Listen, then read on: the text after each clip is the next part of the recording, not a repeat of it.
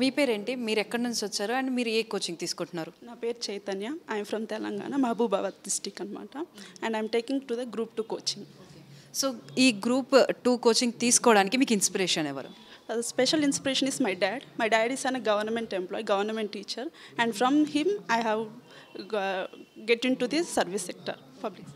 So అంటే group అంటే like గ్రూప్కి ప్రిపేర్ అవ్వాలి, గ్రూప్ 1 గ్రూప్ 2 అన్నప్పుడు గ్రూప్ 2నే మీరు ఎందుకు చూస్ చేసుకున్నారు? ఫస్ట్ ఆఫ్ ఆల్ మన అందరికీ గ్రూప్ 1 వస్తుందా అని ఒక ఫీల్ ఉంటుంది.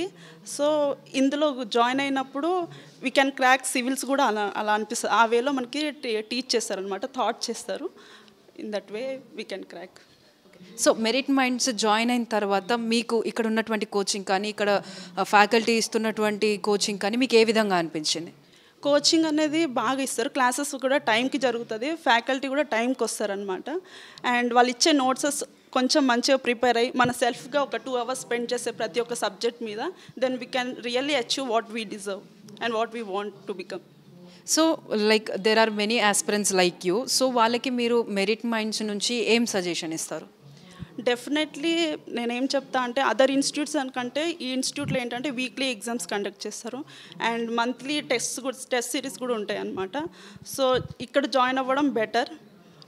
Definitely they will crack.